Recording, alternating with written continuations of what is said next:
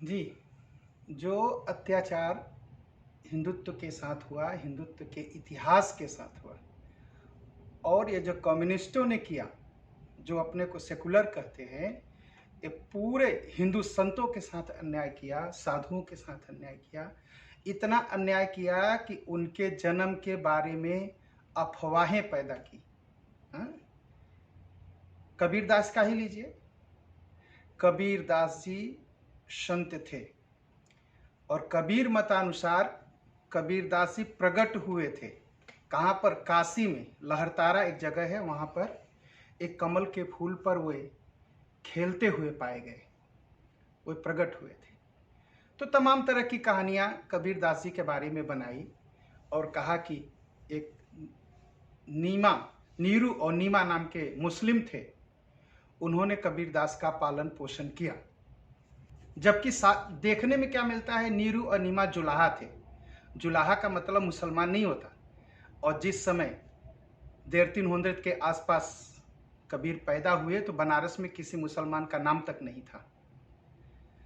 और कबीरदास जी जब पैदा हुए तो नीरू और नीमा ने उनको राम जी की भक्ति सिखाई।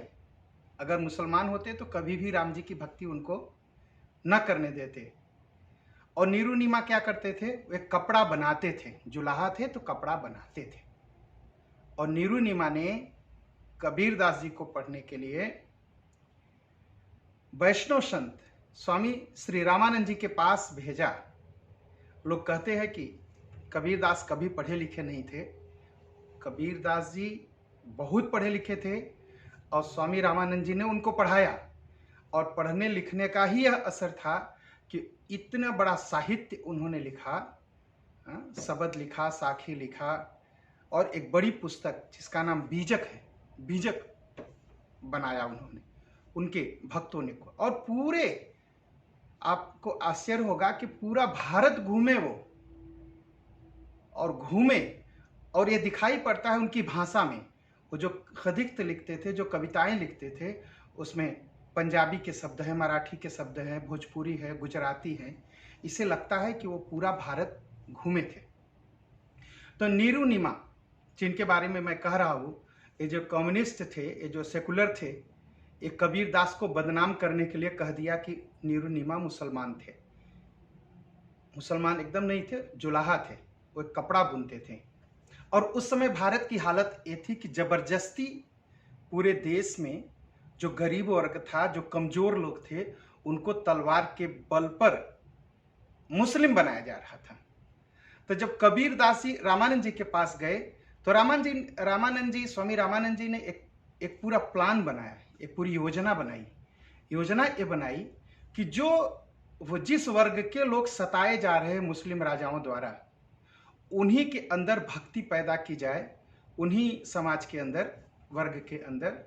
तो इसलिए उन्होंने कबीर, रैदास, ऐसे तमाम संतों को, लोगों को पढ़ाया और उनको यह जिम्मेदारी दी कि तुम लोग जाकर के सनातन हिंदू धर्म की रक्षा करो। तो कबीरदास जी को ये जिम्मेदारी दी स्वामी रामानंद जी ने कि जो जुलाहा वर्ग है, इनके अंदर जाकर के श्री राम जी की भक्ति का प्रचार करो, इनको भक्त बनाओ, जिससे इन्हें कोई जबरदस्ती मुसलमान न बना पाए। और ऐसा आंदोलन कबीरदास जी ने खड़ा किया कि पूरे बनारस में जुलाहा जाति में कोई धर्म परिवर्तन, मरना स्वीकार किया लेकिन धर्म परिवर्तन, मत परिवर्तन स्वीकार नहीं किया और मुसलमान नहीं बने। तो कबीरदास जी का जो जन्म है ज्येष्ठ पूर्णिमा तिथि को होता है। तो धर्म रक्षक, धर्म प्रचारक, सनातन हिंदू धर्म रक्षक के रूप में कबीरदास जी की जयंती हम सब मनाते हैं। तो आने वाले कल बिहान संत श्री कबीरदास जी का जन्मदिन है। हम बड़ी धूमधाम से दक्षेश्वर धाम और केतुमालेश्वर धाम में संत कबीरदास जी की जयंती मनाएंगे। और ज्येष्ठ पूर्णिमा है, ज्येष्ठ पूर्णिमा मतलब बड़ी पूर्णिमा, यह बड़ी पूर्णिमा होती है बरस की। इस दिन हम लोग हवन करेंगे, पूजन करेंगे, कबीरदास जी का जन्मदिन मनाएंगे। और आप सब भी अपने घरों में जहाँ हैं वहाँ एक संकल्प लें कि कबीर दास जी की तरह हम लोग सत्य सनातन धर्म की रक्षा के लिए, हिंदुत्व की रक्षा के लिए काम करेंगे और हिंदू धर्म का प्रचार करेंगे। तो दक्षेश्वर धाम में, श्री केतुमालेश्वर धाम, कोरन होरन, खोरडिंगन, दोनों जगह आपका स्वागत है।